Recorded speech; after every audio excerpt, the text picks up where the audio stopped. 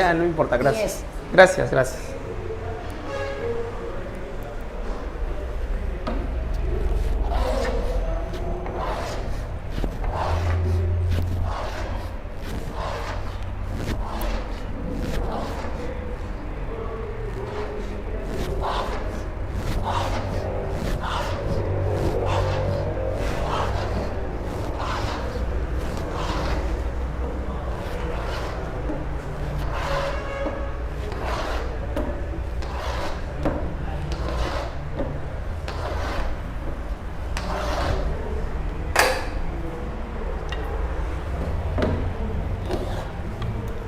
Allá. Ah.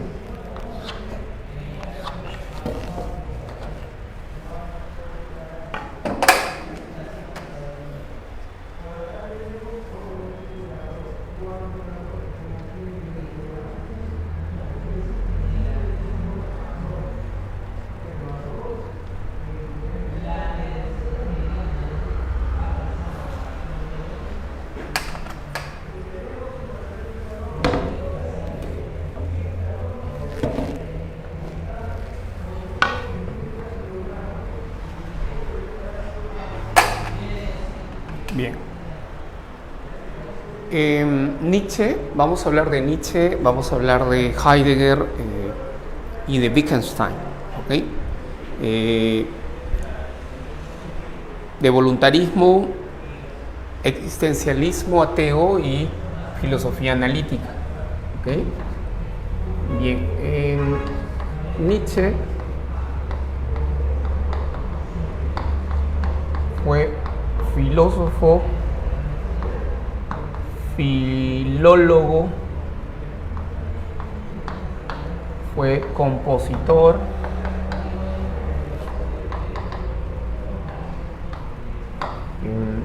fue profesor y misógino alemán. Fines del siglo XIX, inicios del XX. ¿Ok? A ver. Él estudió filología, ¿ya? Tenía un profundo conocimiento de la lengua griega, de cómo ha evolucionado esta lengua.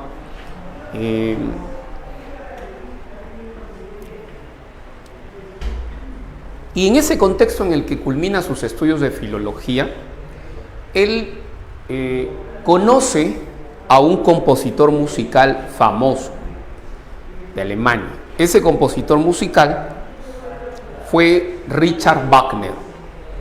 Entabla una amistad con Richard Wagner, ¿ok? Tenían en común la música,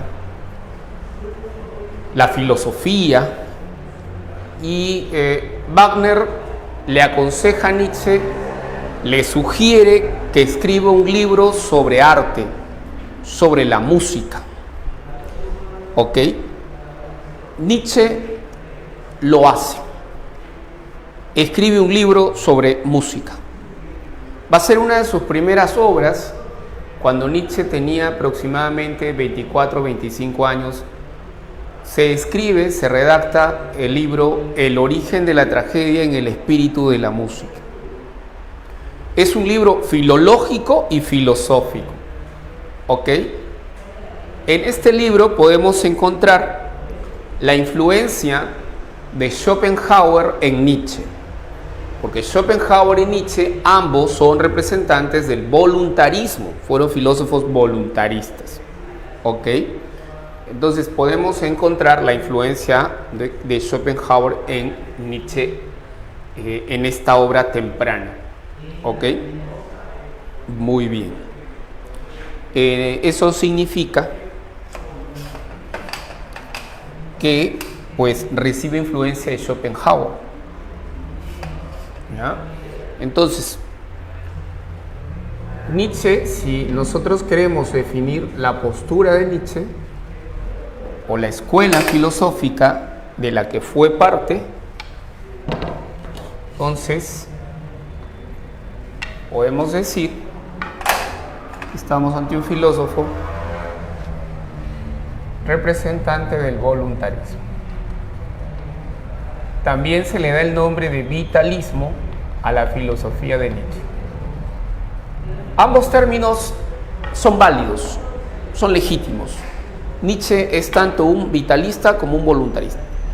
La diferencia depende del énfasis. Si enfatizamos en la voluntad, concepto de voluntad o voluntad de poder, o enfatizamos en el concepto de la vida o de la reproducción de la vida o en el instinto de conservación de la vida. En ambos casos, la concepción que se tenga de la naturaleza y del hombre es una concepción irracionalista. Tanto el voluntarismo como el vitalismo son filosofías irracionalistas. ¿Ok? Entonces, el voluntarismo, ¿ya?, tiene no solo a Nietzsche como su representante, sino también a Schopenhauer. Entonces, recibe influencia,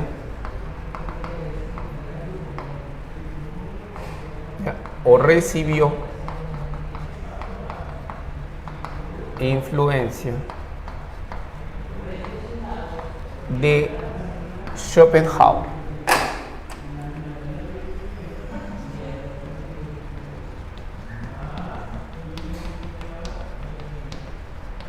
Schopenhauer. ¿Ya? De Schopenhauer. Entonces Schopenhauer fue un filósofo voluntarista y pesimista, más conocido como pesimista. ¿Ok? Entonces Schopenhauer nos habla de la voluntad y vamos a prestar atención al concepto de voluntad schopenhaueriano que aparece después en la obra de Nietzsche. Para Schopenhauer, la voluntad, ¿qué cosa es? Es una fuerza natural, es una fuerza ciega, es una fuerza irracional.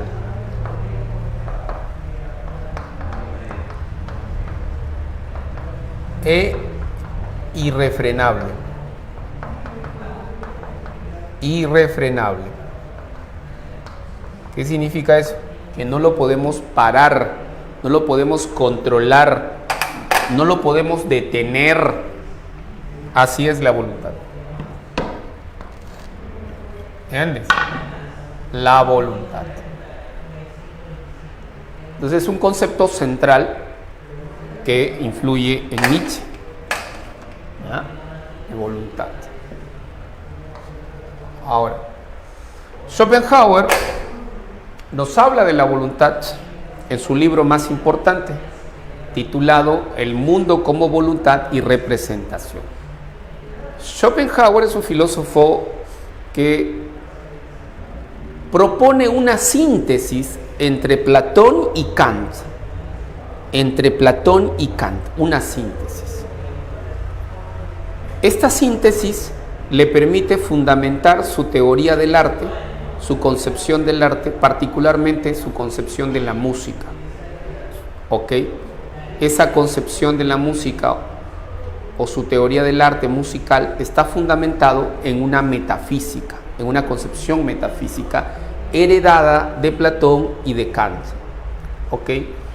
Nietzsche tiene cuidado con esta concepción. Nietzsche no adopta la concepción metafísica schopenhaueriana, pero sí, obviamente, Nietzsche se apropia de algunas ideas de Schopenhauer para poder desarrollar su propio pensamiento.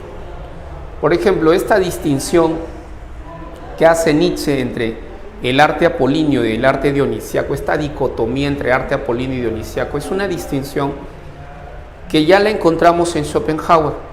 Porque Schopenhauer nos va a hablar del arte de la esencia y del arte de la apariencia. El arte de la esencia es el arte de la música, que capta la voluntad, que expresa directamente la voluntad. Y el arte de la apariencia es el arte de la representación, es el arte de la escultura, según Nietzsche. Y para Schopenhauer no es otra cosa que representación. Entonces, esas distinciones provienen de Schopenhauer. ¿Ya?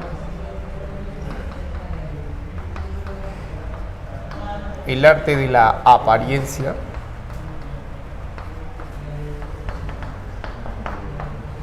y de la esencia.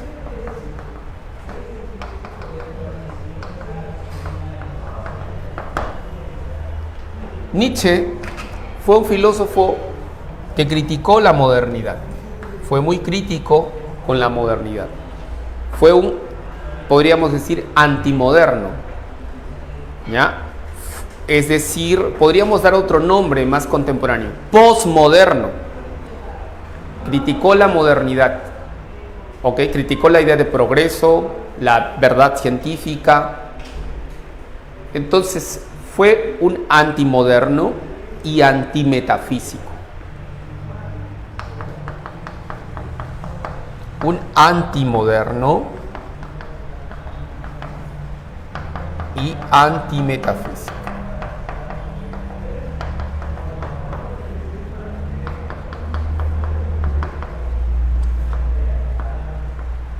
Y antimetafísico. Algunos filósofos posmodernos contemporáneos lo han calificado, a Nietzsche lo han calificado como el padre de la posmodernidad. Nietzsche es considerado por algunos filósofos posmodernos como el padre de la filosofía posmoderna. Padre de la filosofía posmoderna. Padre de la filosofía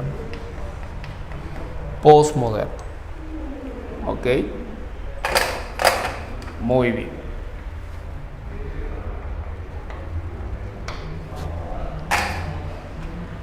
Obra de Nietzsche, muchas obras. Gaia Ciencia, Ecce Homo, Anticristo, Así habló Zaratustra, etc. Me voy a referir a la obra que mencioné, El origen de la tragedia en el espíritu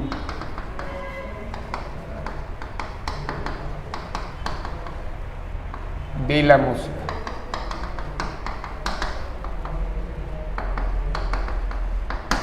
¿Ok?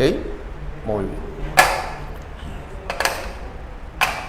Y ahora particularmente me voy a centrar en algunos aspectos de su pensamiento. Por ejemplo, su concepción sobre el hombre. La concepción que tiene del hombre es una concepción, como ya lo señalé, irracionalista. Una concepción irracionalista.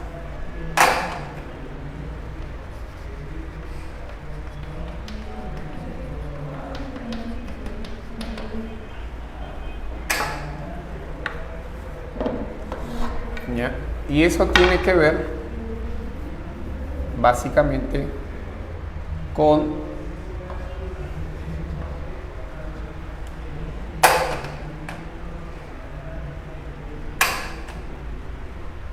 la voluntad, concepto de voluntad, y los instintos. Instintos, ¿ya? Instinto de conservación.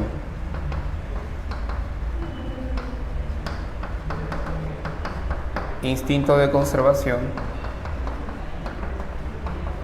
de la vida. Se podría decir que su concepción irracionalista del hombre descansa en una teoría biológica o biologicista, en fundamentos biológicos, en fundamentos psicológicos, naturales. ¿Ya? Algunos han calificado a Nietzsche como naturalista, biologicista en cuanto a su concepción del hombre. ¿Ok? Muy bien. Ahora, eso significa que el hombre para Nietzsche no es un animal racional. No somos eso. No es un animal racional. No somos animales racionales. Como Aristóteles dijo en algún momento, el hombre no es un animal racional. No somos eso. ¿Ok? No somos animales racionales. Somos todo lo contrario. Egoístas, envidiosos, crueles, abusivos, injustos. Entonces, eso es el hombre. Violentos. Eso es el ser humano. ¿Ok? Ahora, ¿pero qué ha pasado con el ser humano? Lo que ha pasado es que la cultura occidental cristiana, con sus valores, su moral y su religión, lo que ha provocado en el ser humano es represión. El ser humano vive reprimido. La cultura occidental, con sus valores, su moral y su religión, reprimen al ser humano, reprimen su naturaleza, su auténtica naturaleza. ¿Ok? Eso es lo que ha ocurrido. Entonces, por eso Nietzsche dice, el hombre, ese hombre reprimido, ese hombre moderno, europeo moderno, civilizado, que vive en función de la moral cristiana, de la cultura occidental cristiana, es un tránsito. Entonces, Nietzsche va a decir, el hombre es un tránsito. Es un tránsito. El hombre no es un fin. El hombre no es una meta. No somos una meta. No somos un fin. El hombre es un tránsito. El hombre es un puente. No es un fin. ¿Ah? El hombre es un puente, es un tránsito. No es un fin. El fin que anhelamos es el superhombre. Es un tránsito al superhombre. Un tránsito al superhombre.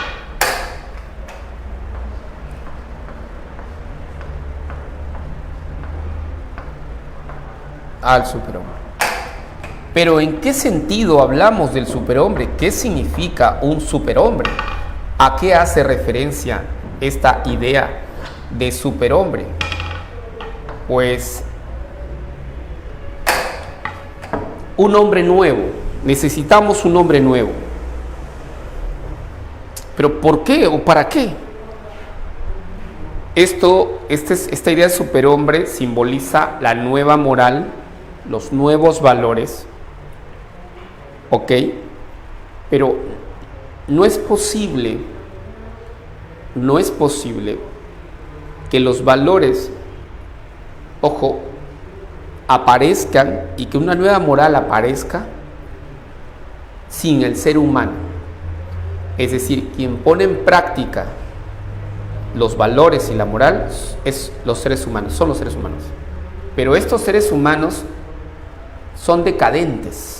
El hombre actual es un hombre decadente que vive con valores morales decadentes, que renuncian a la vida, porque eso es lo que promueve el cristianismo. Necesitamos nuevos valores de una nueva moral, pero para que esto se haga efectivo necesitamos un ser humano, porque es a través del ser humano que estos valores y esta nueva moral adquieren realidad. El superhombre entonces es la simbología. Simboliza. ¿Qué simboliza? Simboliza los nuevos valores. Los nuevos valores. Y la nueva moral.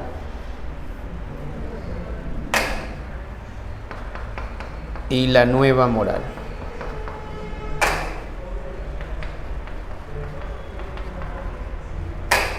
Más allá del bien,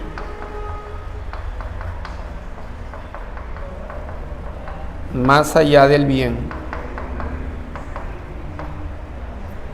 y del mal. Del bien y del mal.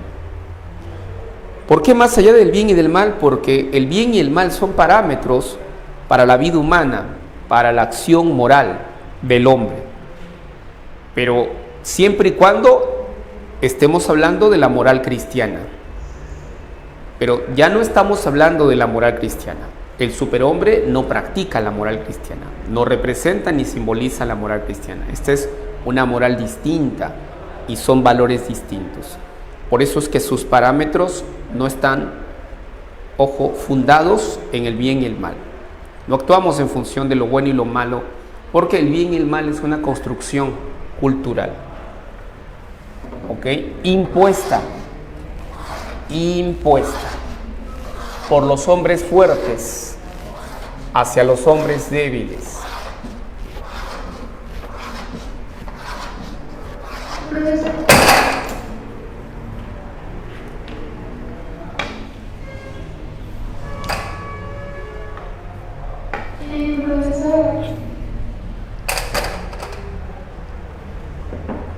Te escucho. Una pregunta, ¿cuál sería más o menos la postura de Nietzsche respecto al conocimiento? Todavía, a ver, vamos a hablar de eso. Ahorita voy a hablar de la moral. Sobre el conocimiento o la verdad, Nietzsche no es científico, por tanto no va a estar de acuerdo con la teoría de la correspondencia. Nietzsche cree que la verdad es un invento, que es arbitrario, que no existe la verdad. La verdad se impone. ¿Quiénes imponen que algo es verdadero? ¿Quiénes establecen? Los más fuertes, los dominantes. Marx diría, la clase dominante establece una cultura, que es la cultura dominante. Para Nietzsche es el grupo de gente, los hombres que tienen poder, que dominan, ellos establecen que algo es verdadero. El conocimiento no es objetivo. Nietzsche no es científico, por si acaso. Un científico pensaría de esa manera. ¿Entiendes? La verdad, ¿qué es? Es una construcción, es un invento, es arbitrario. Un grupo de gente se pone de acuerdo y establece que algo es verdadero. Es decir, la verdad es una convención nada más, es convencional. ¿Entiendes? Nietzsche tiene un texto sobre la verdad y la mentira en sentido extramoral.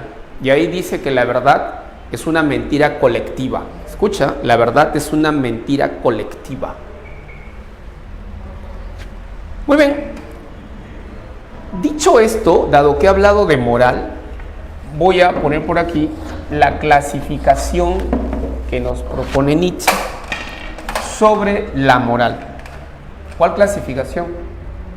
La moral del amo y la moral del esclavo. ¿Ya? La moral del amo y la moral del esclavo. ¿Ok? Ahí está. Entonces, la moral del amo es la moral del más fuerte, del más apto darwinianamente hablando, y la del esclavo es del menos apto, o sea, del débil, de los débiles. Esta moral del amo es aquella moral del más fuerte, y por ser el más fuerte es el que impone su voluntad de verdad, su voluntad de conocimiento, de saber, sus creencias a los débiles. Ellos, los débiles, aceptan lo que dicen los hombres más fuertes. Más apto aquel que impone su voluntad, ¿ya?, de poder, su voluntad de poderío. ¿Ok? Entonces, lo que hoy creemos o consideramos que es verdadero, pues es la imposición de un grupo de gente poderosa, ¿entiendes? Poderosa, más fuerte, más apta, más inteligente, o con poder económico, aunque Nietzsche no habla de lo económico, pero es la que impone sus creencias a los demás hombres. Aquí está la moral de los débiles, esta es la moral cristiana. La moral de la compasión, de aquellos que sienten compasión. La moral de aquellos que buscan la igualdad. Todos somos iguales. No somos iguales. Otros somos más fuertes, más inteligentes y superiores a otros. Este discurso de la igualdad es de los pobres, de la moral del esclavo, que buscan el perdón, practican el perdón. Así como Dios, Jesús, los perdonó, también perdonan. Esta es la moral de los aristócratas.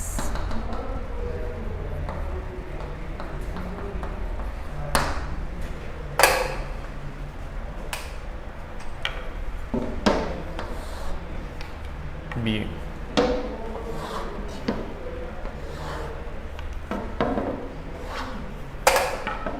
Ahora, así como clasifica la moral o distingue estos tipos de moral, también nos va a hablar del arte, de dos tipos de arte. ¿Ok? El arte apolíneo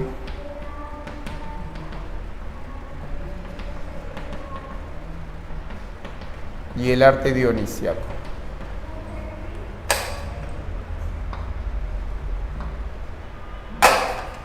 El arte apolíneo es el arte de la escultura, ¿ah?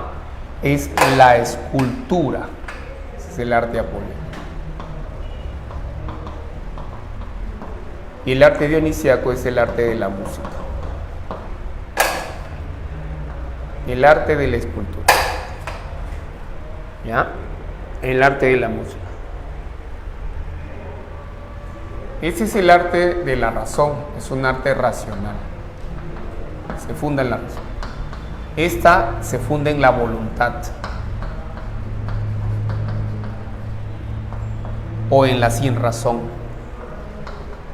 Este arte está asociado al sueño como estado fisiológico y a la embriaguez.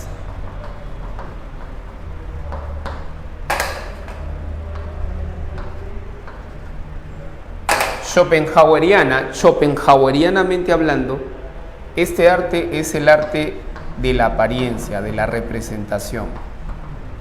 Arte de la apariencia o representación.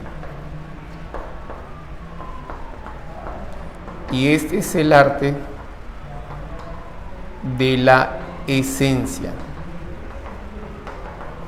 del mundo o el arte de la voluntad.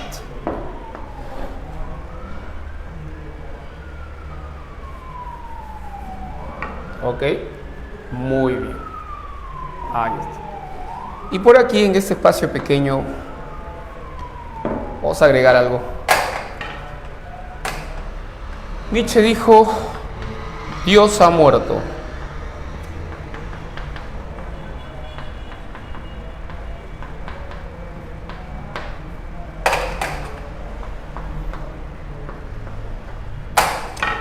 Dios ha muerto.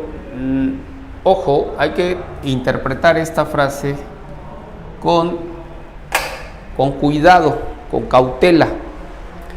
Primero, no es una declaración de ateísmo. No es una declaración de ateísmo. Cuando habla de Dios, Dios en la literatura filosófica, Dios es algo metafísico, es un ser metafísico. Entonces, lo que Nietzsche está diciendo no es que Dios ha muerto. Lo que está diciendo es que la metafísica ha muerto. ¿Ok? O sea, está declarando la muerte de la metafísica como fundamento. O mejor dicho, Dios es el origen y fundamento metafísico de la cultura occidental cristiana. Y lo que quiere justamente atacar o cuestionar es ese fundamento, el fundamento metafísico. Entonces declara la muerte de la metafísica. Y al declarar la muerte de la metafísica, ¿esto qué trae como consecuencia? El abandono de criterios universales, de principios universales, el abandono de la creencia en una verdad universal, en una moral universal, en valores universales. No existe eso. No existe esa concepción totalizadora, universalizante, homogenizante. No, no se puede aceptar eso, porque eso descansa en un fundamento metafísico. Entonces declara la muerte de la metafísica. ¿Ya? De la metafísica. ¿Ok? Por eso algunos han interpretado esta frase como una muestra de nihilismo, un pensamiento nihilista, que renuncia a los valores universales, a la verdad universal, ¿no?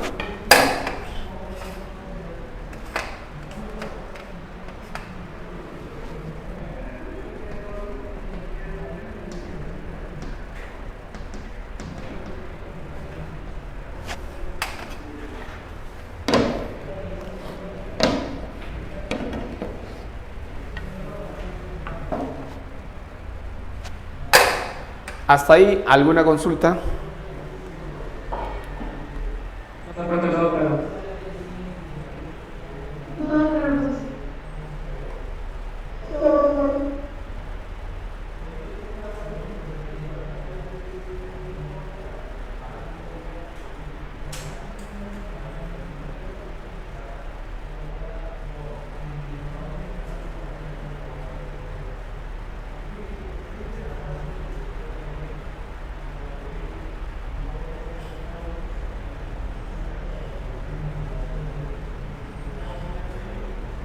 ¿No hay consultas? ¿Ninguna consulta? Ok.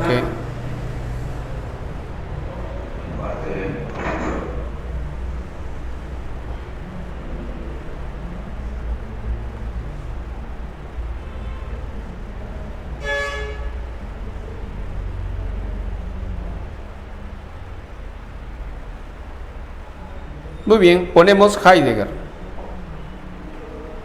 ¿Ya? Heidegger. Ok, Heidegger.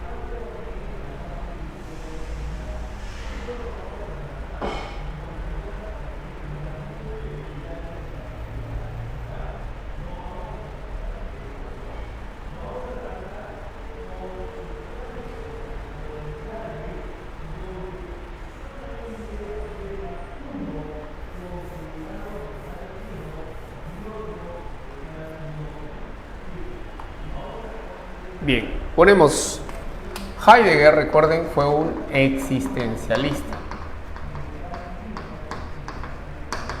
¿Ya?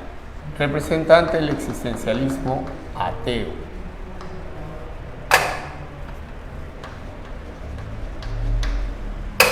Obra Ser y Tiempo.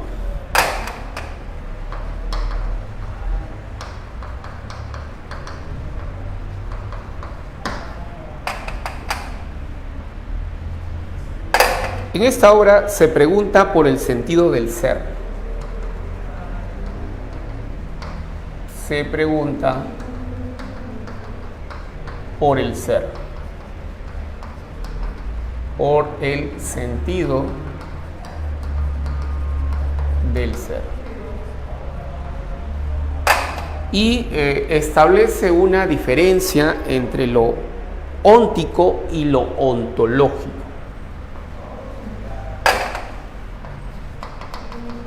Diferencia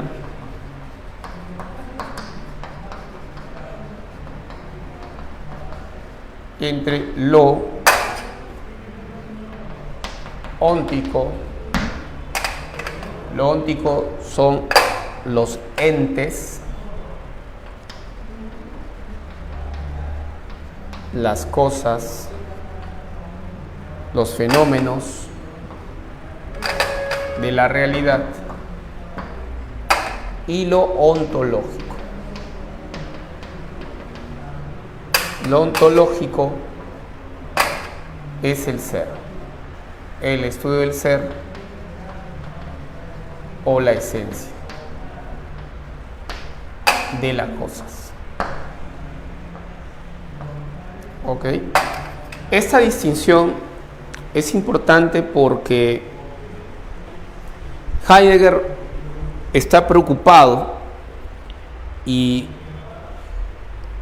está molesto, está un poco molesto, porque los filósofos modernos, influenciados por la ciencia, han privilegiado al ente, han estudiado los entes, los fenómenos naturales, pero se han olvidado de estudiar el ser. Ya no estudian al ser. Entonces, lo que hace Heidegger es denuncia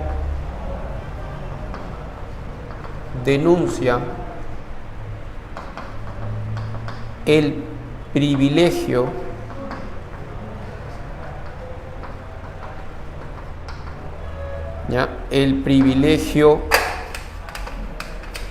del ente.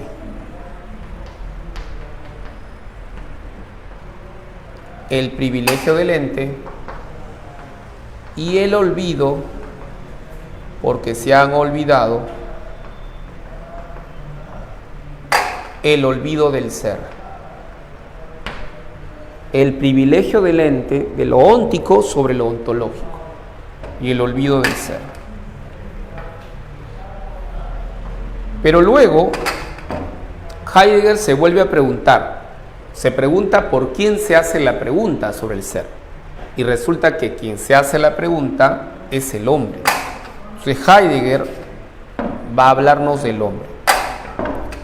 De la ontología a la antropología.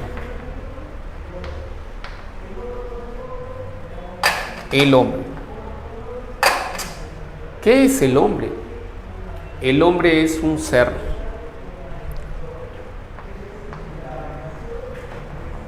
Es un ser ahí.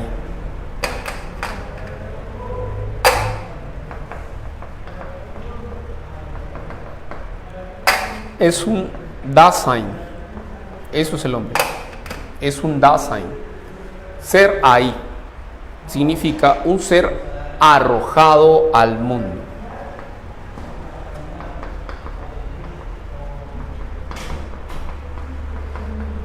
Arrojado al mundo. ¿Ok? Arrojado. Este ser arrojado al mundo es un proyecto. Es un proyecto. O sea, no somos algo acabado, terminado, determinado o destinado inevitablemente. No. Somos un proyecto.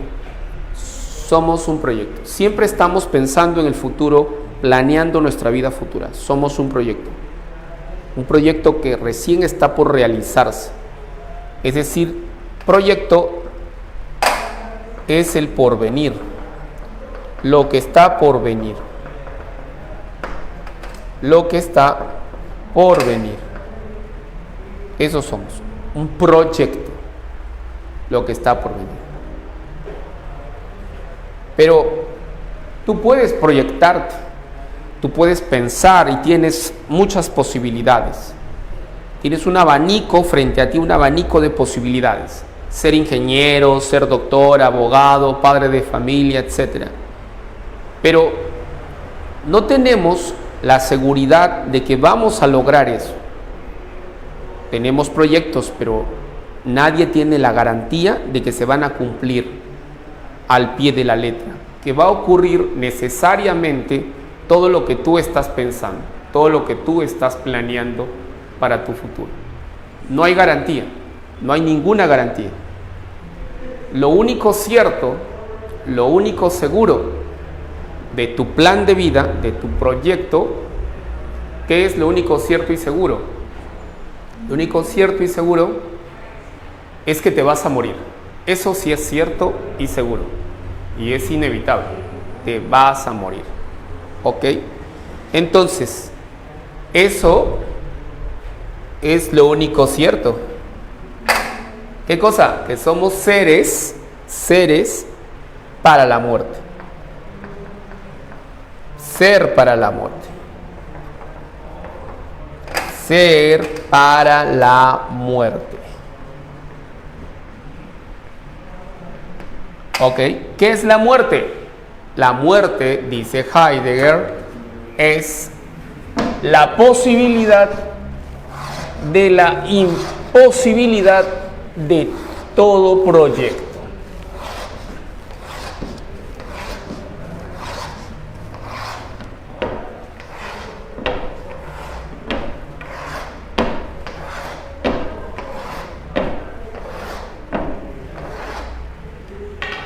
¿Ok? Eso es la muerte. ¿Y qué provoca la muerte en el ser humano? Si nosotros pensamos la muerte, si tomamos conciencia de la muerte, ¿qué es lo que provoca? Pensar en la muerte. Pensar la muerte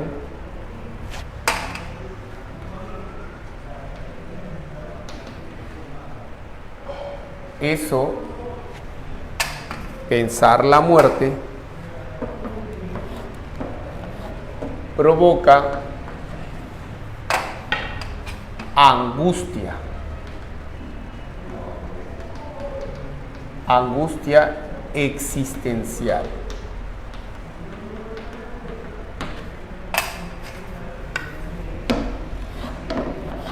Y la angustia existencial permite o hace posible que la vida humana sea auténtica. A eso se llama existencia auténtica.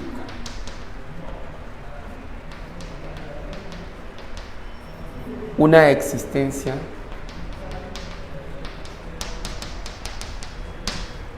auténtica.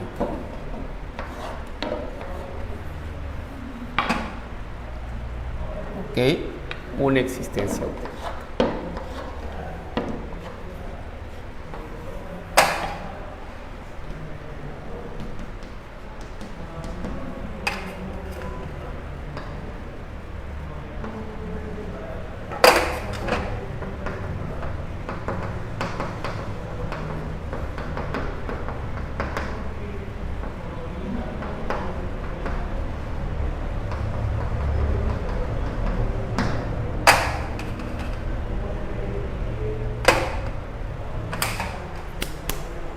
¿Alguna consulta hasta ahí?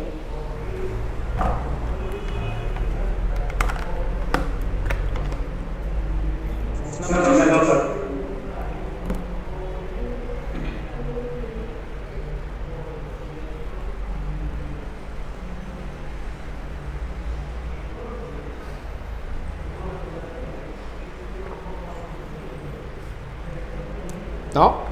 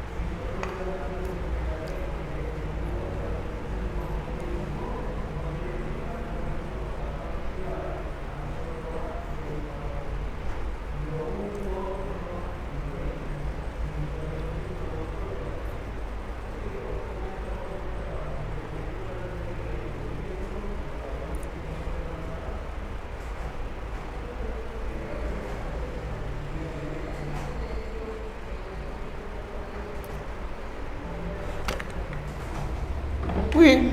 Ponen Sartre, la obra de Sartre, ¿ya? La obra de Sartre se titula, poner por aquí, algo breve nada más.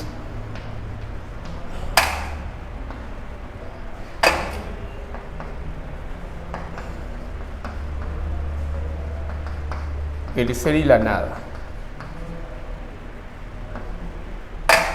Ok. En esta obra, Sartre va a diferenciar los conceptos de en sí y para sí. ¿Ya? El concepto de en sí y para sí son distintos, son diferentes. ¿Qué significan el concepto de en sí y para sí? El en sí es la materia. La materia.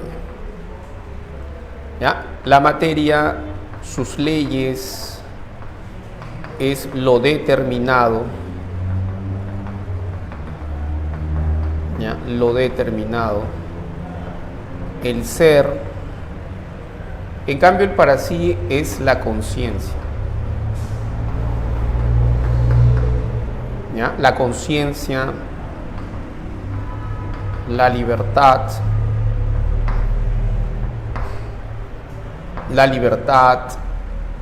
la conciencia, lo indeterminado,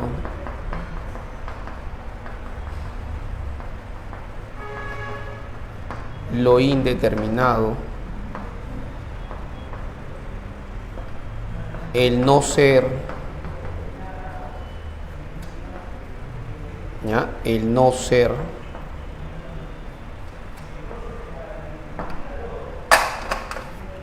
la nada,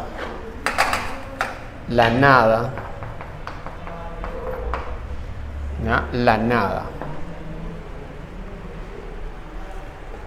En otras palabras, el hombre. El hombre es la nada.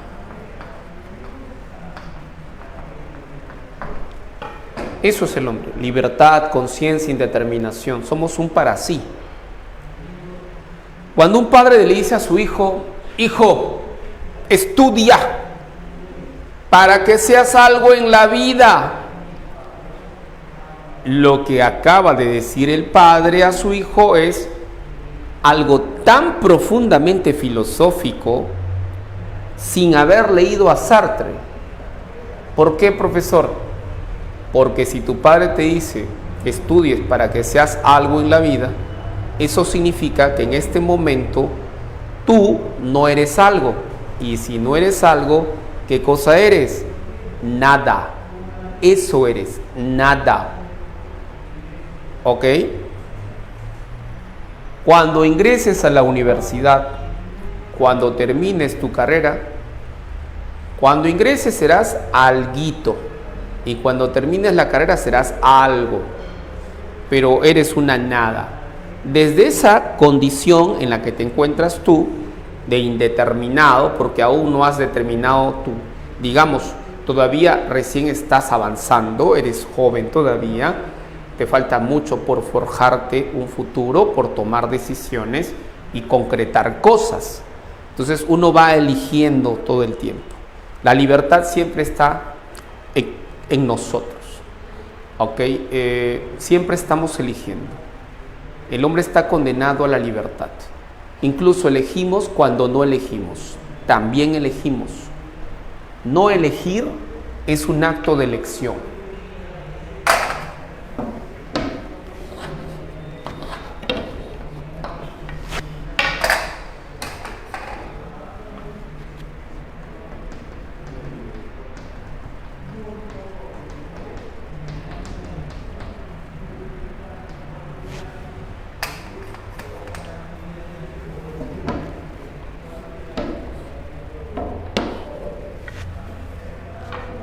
Muy bien.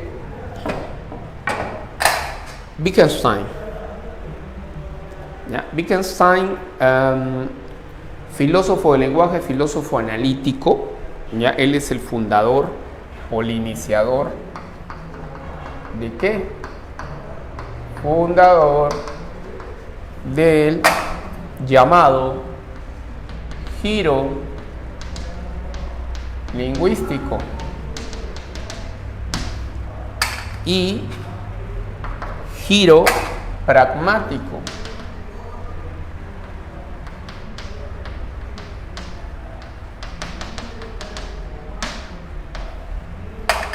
El giro lingüístico y el giro pragmático corresponden a sus dos etapas.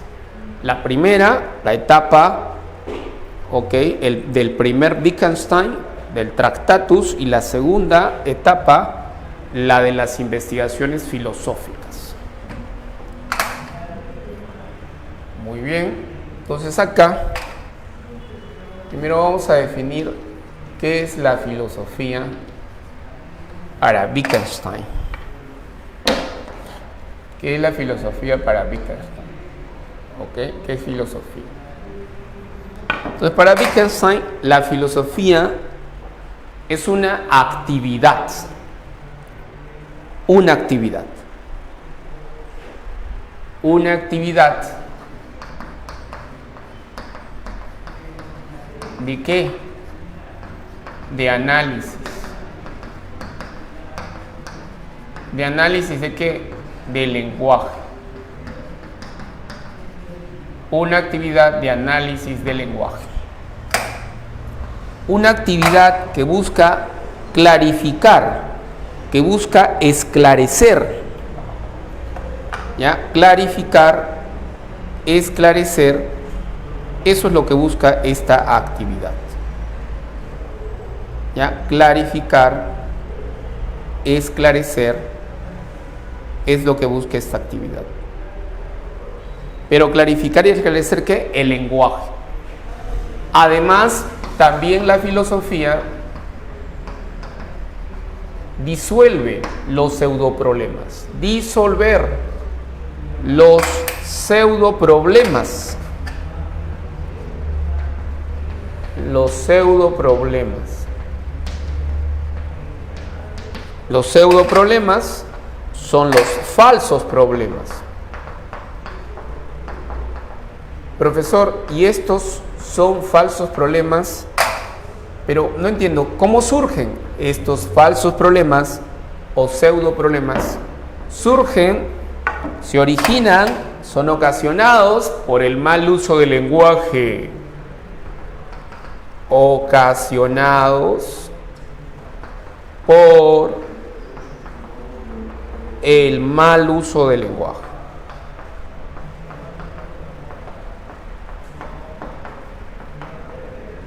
El mal uso del lenguaje.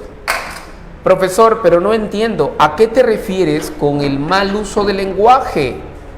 Cuando en este contexto, en el Tractatus, Wittgenstein habla del mal uso del lenguaje, se refiere al uso de un lenguaje metafísico.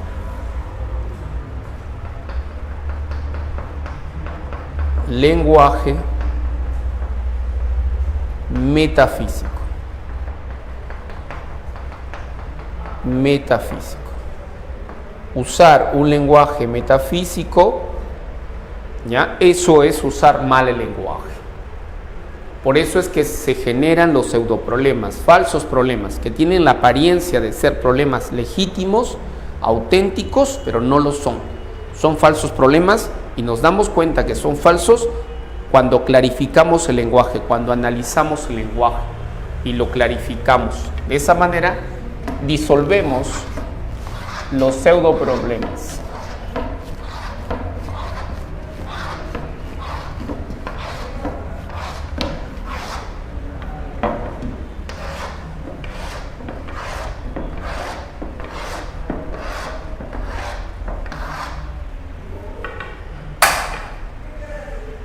Ahora vamos aquí brevemente a mencionar a los dos Wittgenstein, el primero y el segundo Wittgenstein.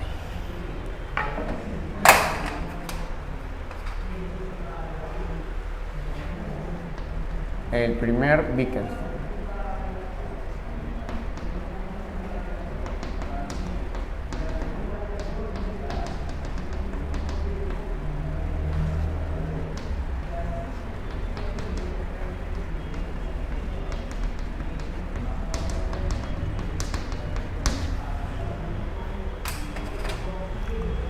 Ok. El primer Wittgenstein, la obra del primer Wittgenstein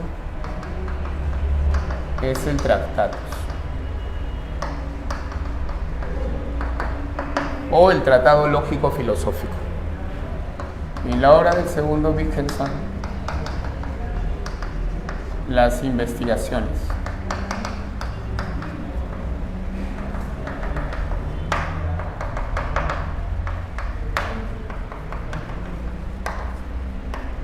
Filosóficas.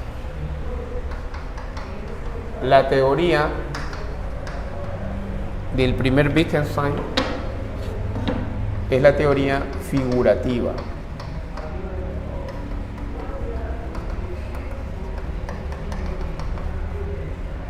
Figurativa del lenguaje. La teoría del segundo Wittgenstein es la teoría de los juegos del lenguaje, también llamado usos o juegos del lenguaje. También propone el isomorfismo. ¿Qué significa isomorfismo? Igual forma, igual estructura entre el mundo y el lenguaje. El mundo y el lenguaje presentan la misma estructura, la misma forma. ¿Ya?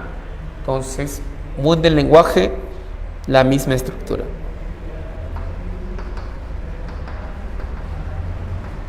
La misma forma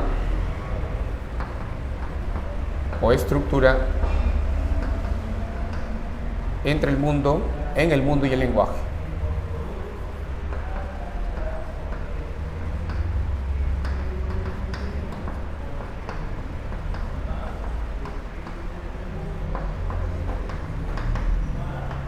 Y lenguaje.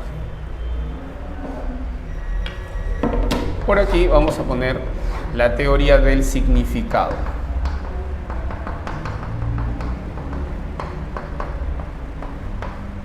El significado es el uso, es la función. El significado de un nombre es el uso y la función. Aquí es diferente. Aquí el significado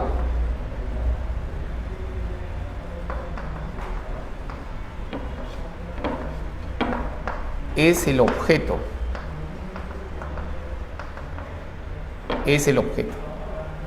Yo digo manzana, el significado de manzana es la fruta, la manzana. Si yo digo pizarra, el significado de pizarra es el objeto pizarra. Si yo digo regla, el significado de regla es el objeto regla que tengo en mis manos. Aquí no, aquí es el uso. ¿Y eso qué quiere decir? Que el uso, ojo, es a través del uso que se establece el significado de las palabras. Es decir, el significado depende del uso. Depende de los hablantes, del contexto social y cultural de los hablantes. Depende de sus formas de vida.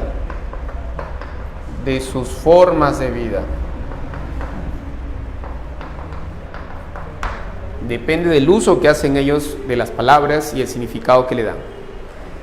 Depende de la acción comunicativa. Ya no depende del objeto.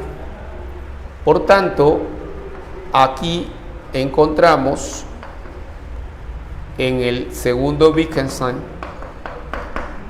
encontramos una concepción distinta a la del primer Wittgenstein.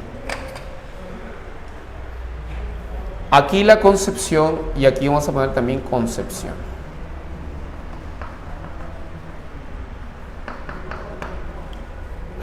La concepción es distinta del lenguaje. Aquí la concepción es una concepción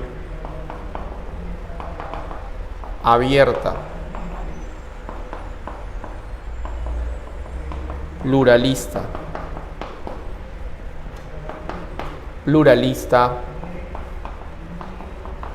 pragmática,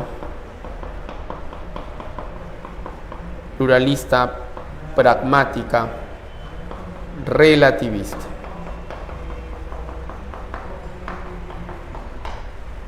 Del lenguaje.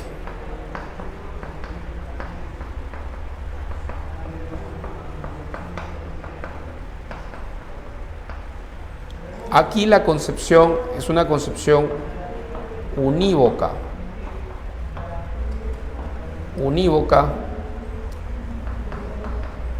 del lenguaje.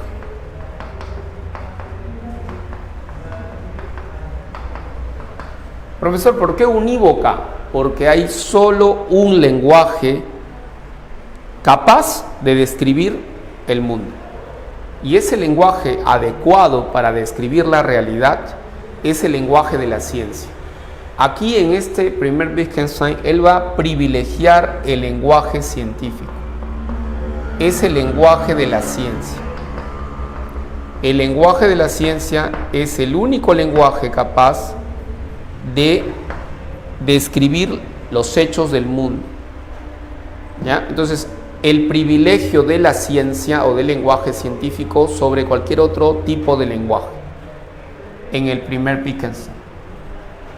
¿Ok? En cambio, aquí es distinto. Aquí nos hablan de usos, juegos de lenguaje. Aquí la concepción del lenguaje es multívoca, plural, relativista, pragmática.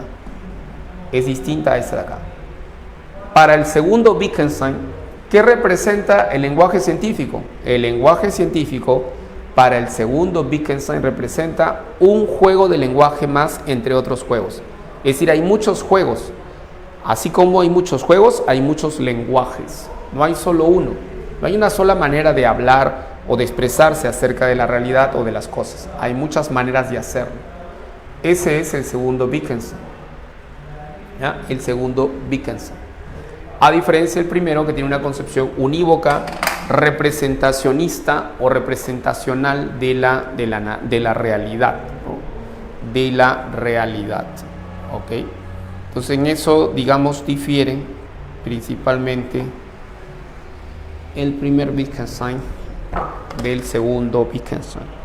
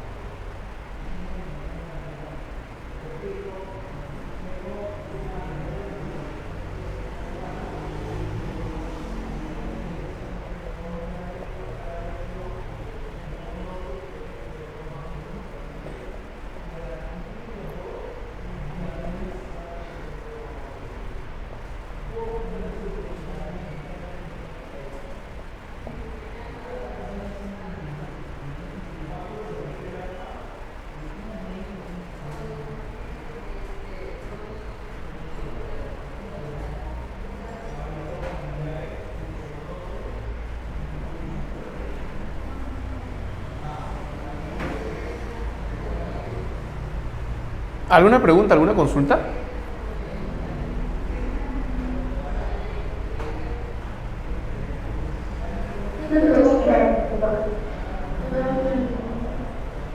No, no hay consultas, preguntas. Profe, hay una pregunta. Sí, te escucho. Porque en Heidegger había un tercer tipo de existencia, si no mal no recuerdo, no sé si estoy bien, que era vivir para otros, o estoy mal. Vivir para otros.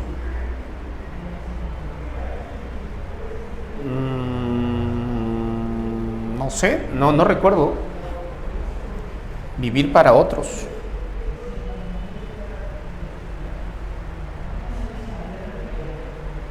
No, yo no. Me recuerdo haber leído una cosa así que era, decía que era existencia auténtica y inauténtica, y otra más que era vivir para otros.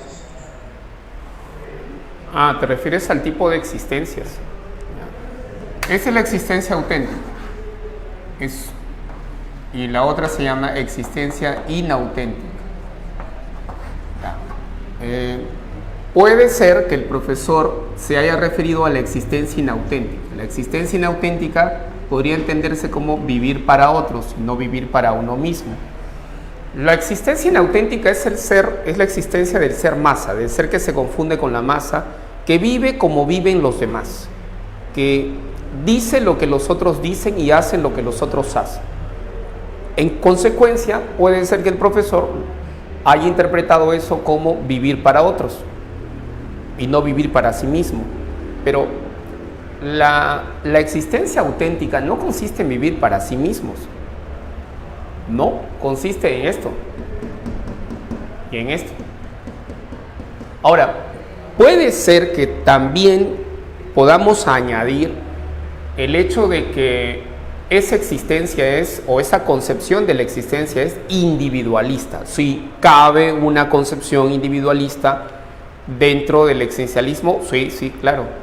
Ellos no son comunistas, salvo Sartre, que sí se inclinó por el comunismo. Sartre sí tenía simpatías por el comunismo, por la lucha de clases, por el marxismo. ¿Ok? Pero en Heidegger no. En Heidegger podríamos encontrar estos elementos o características de un individualismo. La existencia auténtica es individualista, sí. No es un comportamiento de masas, ¿no? Sino de individuos. ¿Entiendes?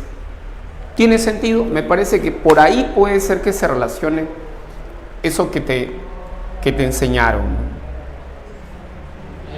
Gracias. ¿Te acuerdas quién te enseñó eso? ¿Quién fue tu profesor? Profesor de Larry Grau. Ah, Larry. ¿En dónde? ¿Aquí? Sí, ahí cuando estuve el año pasado. ¿En qué ciclo? No me acuerdo bien cómo lo puso, pero algo así decía. Era el ciclo intensivo, si no me recuerdo. Ah, ya. Ok. Yo imagino que se ha referido a eso, ¿no? En ese sentido, seguro ha pensado o ha intentado definir los dos tipos de existencia, ¿no?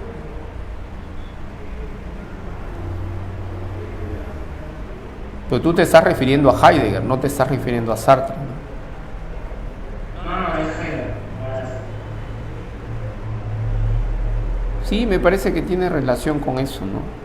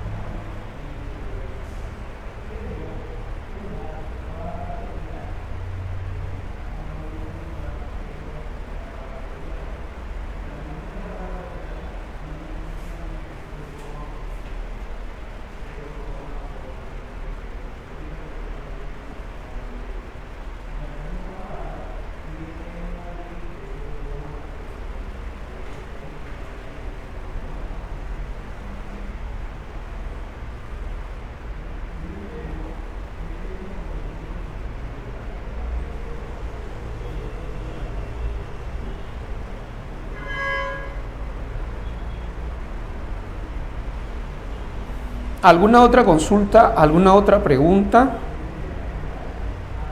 Vamos a las claves entonces, y por ahí si surge una pregunta, ya, normal.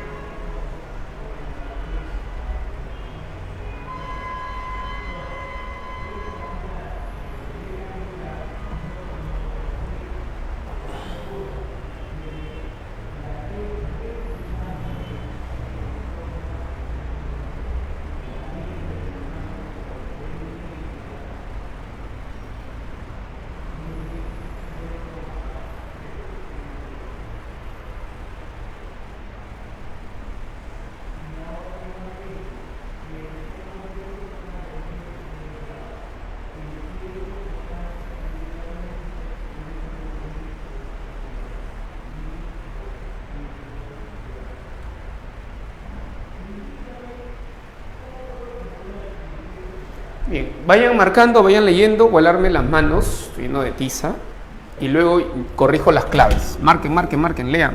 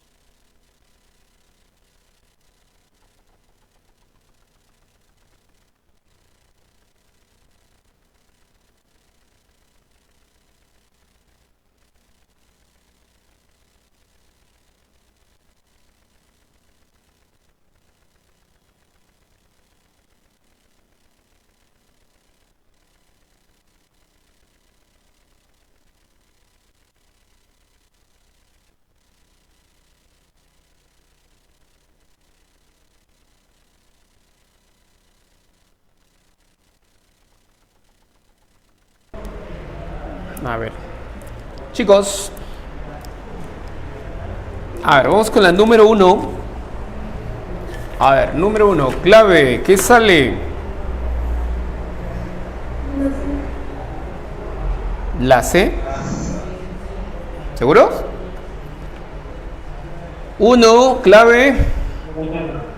La C, correcto, muy bien, la C, la C. Correcto. La C. La voluntad es el origen y la razón de ser de la verdad. Correcto. 2. Se refiere al carácter arbitrario de la verdad de los hechos. Pretende advertir ¿qué? ¿Qué es lo que pretende advertir?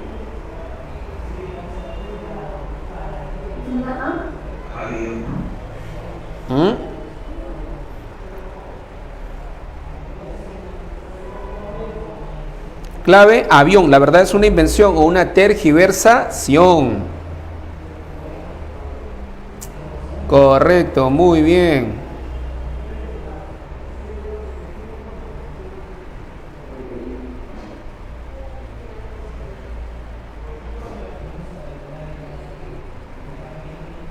Tres, la moral del esclavo se entiende como defensa agresiva de la mediocridad, cuyo objetivo se sirven borrar las diferencias de rango entre los pueblos, grupos, clases, sexos, someter a los individuos a grupos con rango superior a las normas de la mediocridad. O sea,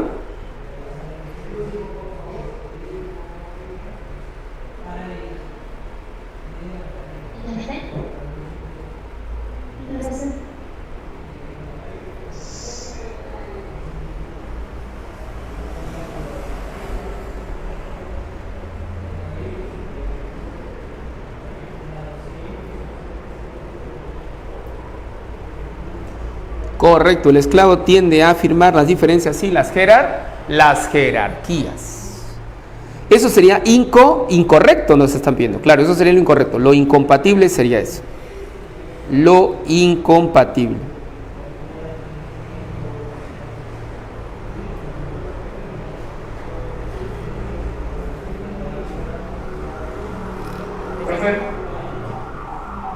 Dime.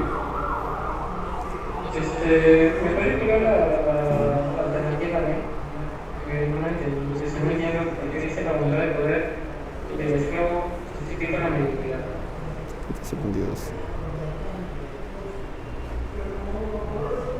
¿Cómo dices? La alternativa B. ¿Por qué no podría hacer eso? La D. La voluntad de poder del esclavo justifica la mediocridad. Ya. Es que no podría ser. La voluntad de poder no es característica del esclavo o de la moral del esclavo. La voluntad de poder es característica de la moral del amo. El esclavo o aquel que se rige por la moral del esclavo no busca establecer jerarquías, busca establecer la igualdad. Ese es el discurso del pobre, ¿me entiendes? El discurso del pobre, o sea, para Nietzsche, Marx, por ejemplo, nos propone un discurso de la pobreza, es decir, justifica, ¿ya? Busca la igualdad porque justamente es el mensaje de los pobres. Es decir, si tú fueras rico, millonario, tú no buscarías la igualdad, porque tú estás por encima de todos ellos. Pero el pobre es el que busca la igualdad en relación al rico, porque es pobre. Entonces, la voluntad de poder no es característica del esclavo o de la moral del esclavo. Por eso no puede ser la de... Ahora, nos están planteando lo incompatible. Lo incompatible está diciendo. La voluntad de poder del esclavo justifica la mediocridad. Es decir, ¿el esclavo justificaría su mediocridad? Sí, pero la voluntad de poder del esclavo, bueno, acá han puesto como voluntad de poder, ¿no? Yo diría que no es la voluntad de poder del esclavo, yo diría es la moral del esclavo o las creencias religiosas del esclavo lo hacen justificar esa mediocridad. Porque la moral iría contra o atentaría contra sí misma, diré, la voluntad atentaría contra sí misma. ¿Entiendes? Entonces yo diría que aquí en ese enunciado me parece un poco raro que pongan eso, porque si el esclavo tuviera la voluntad de poder, el esclavo entonces no justificaría eso. Creo que es más bien la religión, la creencia religiosa provoca en el esclavo la justificación de la mediocridad. O podría ser la religión y la moral provoca en el esclavo que justifique su mediocridad. ¿Me entiendes? Esas serían las alternativas más adecuadas. ¿Ya? Por eso es que lo que se dice ahí es, entre comillas, correcto. La D es correcta. La C es la clave incompatible o incorrecta. 4. Complete los espacios. Desde su posición, ¿qué posición es esa? Nietzsche veía al superhombre como para que la cultura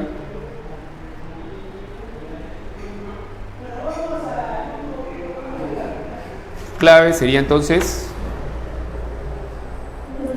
la C, vitalista y nihilista. Vitalista y nihilista sería la C, correcto. La 5, ¿cuál sería la 5? El hombre como ser ya. ¿Qué significa el hombre como ser ya? Dime. En la 4 sí, yo también creí que efectivamente era la C, pero bajo ninguna acepción que sea la E, o me equivoco. ¿La E? O sea, imaginemos que no estuviera la alternativa C.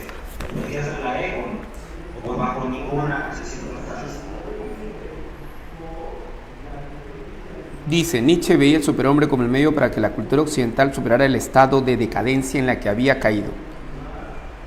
El racionalismo, dice la E, el racionalismo, el cual se entiende como la situación histórico-cultural en que los valores supremos por los que el hombre había trabajado habían perdido su crédito. No, por ningún motivo podría ser el racionalismo. El racionalismo no tiene nada que ver aquí.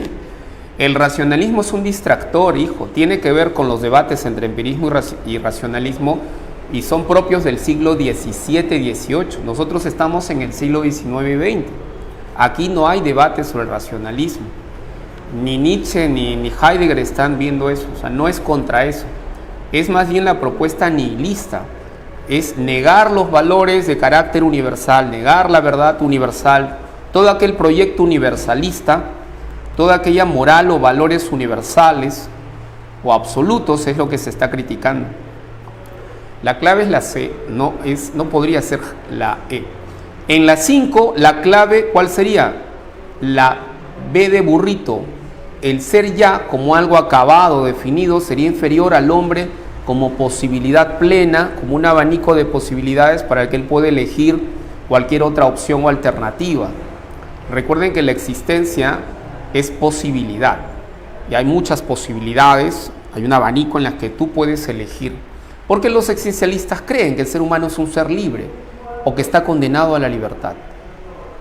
5, burrito. 6, teniendo en cuenta el texto, se puede decir que la conclusión de lo inconcluso se da con la muerte, pues. Con la muerte se acaba todo, se acaba el proyecto. 6, burrito. 7, el ser humano es una conciencia que se trasciende a sí misma. Está hablando de la conciencia del ser humano, de la libertad. Se está refiriendo al en sí o al para sí. En sí o para sí. ¿Cuál sería la respuesta? La respuesta es para sí. La respuesta es el para sí, burrito. 8. En base al texto, la expresión el olvido del ser alude a qué? El olvido del ser, lo mencionamos el olvido del ser y el privilegio del ente. Mencionamos el olvido del ser y el privilegio del ente. Clave, avión. La filosofía anterior trató al ser como ente o simplemente lo ignoró, ¿ya? Lo ignoró. ¿Ok? Avión. 9, fácil. De acuerdo con Wittgenstein, ¿cómo se llama la relación que expresa la coincidencia mundo y lenguaje? Isomorfismo. Correcto. Isomorfismo. 10. La segunda etapa de Wittgenstein muestra un desacuerdo ¿con qué muestra un desacuerdo?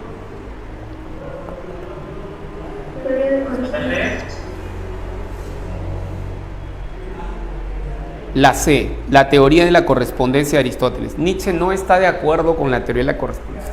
La verdad no es una correspondencia entre el pensamiento, la proposición y los hechos. Nada que ver. Como les dije, hay un texto de Nietzsche que se llama La verdad y la mentira en sentido extramoral. ¿Ya? Y en ese texto literal, la verdad, dice, es un antropomorfismo. La verdad es una mentira colectiva. ¿Ya? Es un invento de los hombres fuertes que imponen ellos a los débiles. ¿Ok? 10, casa. 11.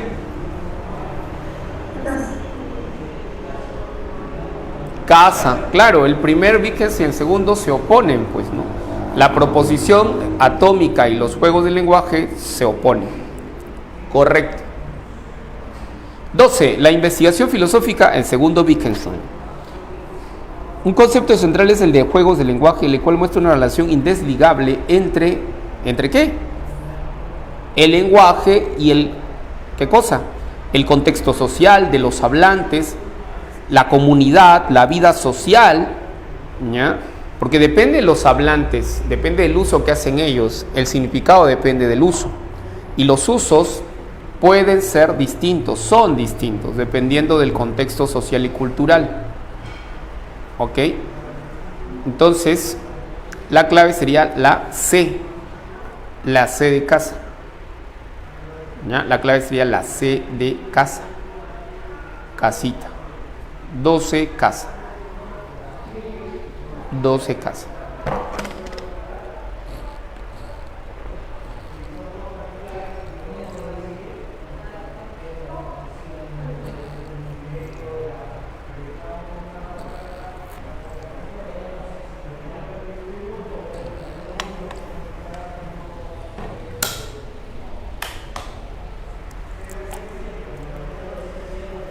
¿Preguntas? ¿Alguna otra consulta? Todo claro, profesor. No, profe, todo claro.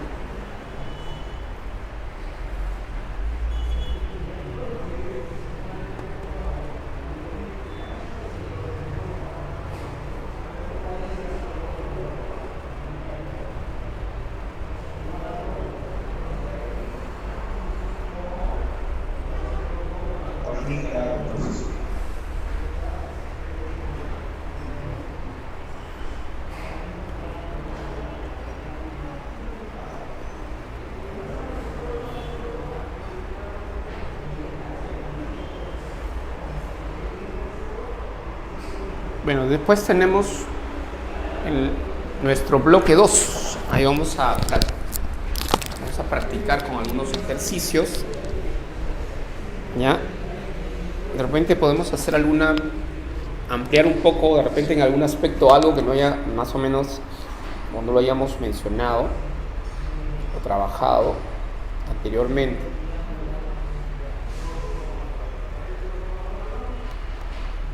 Profesor. Dime.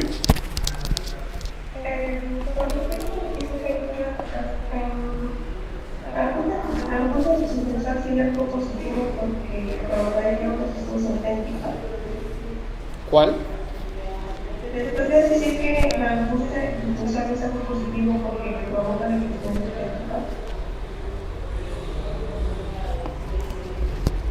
auténtica? Se podría decir que sí. Aunque esto inevitablemente conduzca a un pesimismo, porque la angustia existencial tiene que ver con una concepción pesimista del hombre, de la vida humana, pero lo que tenemos que hacer es tomar conciencia de esa situación, no evadir esa situación, la situación de que vamos a morir, de que hoy estamos aquí y mañana ya no estamos, de que somos contingentes, somos prescindibles, ¿entiendes? El problema es que el ser humano se distrae mucho con la cultura del espectáculo, está más pendiente de este tipo de shows, de espectáculos, de la televisión, esto es guerra, combate, hablando huevadas, ¿no? Disculpen ustedes, me refiero al nombre de estos comediantes, ¿no? O sea, hay gente que es capaz de pagar una entrada para escucharlos. Yo, la verdad es que si tengo dinero, prefiero comprarme un libro que me cuesta 150 soles. Compro libros así en Busca Libre y me llegan los libros de México, de Argentina, de España. Yo prefiero gastar mi plata en eso. No gastaría mi plata, mi dinero, y no es que no tenga o que sea misio, pero gastar mi dinero para escucharlos, cómo hacen bromas y risas de mi vida personal, o yo cuento o ventilo mi vida personal y se convierte en una chacota. ¿Es en serio? O sea, yo creo que ahí eso es cultura del espectáculo y la gente se distrae con eso. Yo no pagaría ni un sol para escucharlos o para ver cómo se ríen de mí, porque pasarles un papelito y contarles mi vida privada para que yo se burle o todo se burle. ¿Qué es eso? Bueno, eso es lo que mucha gente consume. Yo prefiero invertir mi dinero en otras cosas. ¿Me entiendes? O de repente ir al cine con mi familia, ¿no? Entonces, ahora no. Eso es un indicador de ¿qué? De que la gente, en lugar de enfrentar la situación difícil de todos los días, la gente lo que hace es evadir, busca evadir. Y a través de la diversión, a través de, no sé si esto puede llamarse arte, pero también uno puede buscar en el arte un alivio, la música, la danza, el teatro, el cine, y también hablando huevadas. La gente se divierte ahí porque quiere escapar de la rutina, de la situación, de la vida tan agobiante, ¿entiendes? Entonces esa es una opción para muchos, ¿no? Y creo que eso tiene que ver con muchos aspectos, ¿no? Uno, no quiero generalizar, pero la gente que va a ver esto, que paga, es gente que de seguro, o sea, si hacemos una especie de encuesta, ¿ya? Son de gente clase baja, clase media, entre clase baja y media, y muchos de ellos no tienen estudios profesionales. Y si es que lo tienen, si es que tienen estudios profesionales, son gente que no es culta, no lee. Probablemente muchos de ellos no lean libros, porque hay gente que estudia su carrera técnica o profesional y dejó los libros simplemente ahí y cae en la rutina del trabajo de todos los días, contadores, abogados o lo que sea, y van ahí un rato a distraerse y lo hacen por eso. Pero obviamente ahí no vas a aprender nada sobre derecho o contabilidad, ¿no? Solo vas a escuchar huevadas. Entonces el asunto es que hay gente que puede pagar para distraerse un rato. Depende, pero el tema es la distracción. En lugar de enfrentarse a la vida en el sentido de que nos queda poco tiempo en el mundo. Cada vez que cumplimos un año de vida, la gente se alegra y se divierte, pero deberían ponerse tristes porque les queda menos años de vida. Un año más es un año menos para ti. Menos tiempo en este mundo. ¿Qué hacemos con nuestra vida? ¿Qué estamos haciendo? Entonces, habría que hacer algo con nuestras vidas y no solo someternos a la rutina de todos los días, si es que se puede escapar de ella, ¿no? De la rutina, ¿entiendes? Entonces, bueno, más o menos yo lo analizo, lo veo desde esa perspectiva. Finalmente, cada uno es libre de gastar su dinero en lo que desea. No tenemos que decirle a la gente en qué va a gastar su plata. Si la gente desea gastar su plata de esa manera, que lo haga, ¿no?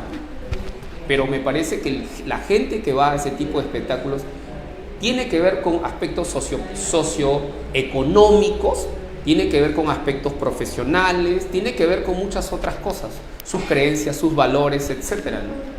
¿Me entiendes?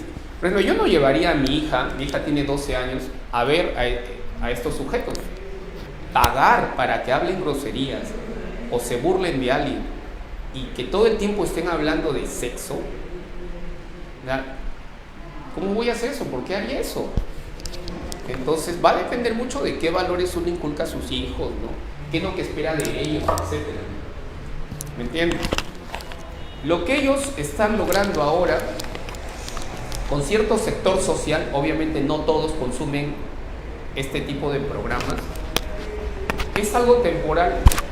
Pronto la gente se va a aburrir de los mismos chistes, de que hablen de su vida personal y se acabó. Solo es una cuestión temporal, nada más. Lo mismo ha pasado con muchos cómicos, muchos espectáculos, etc. A la gente, o sea, como en Roma, ¿no? Dales circo y pan y ya está, la gente está tranquila con eso. Bien, eso es un ejemplo de la cultura del espectáculo.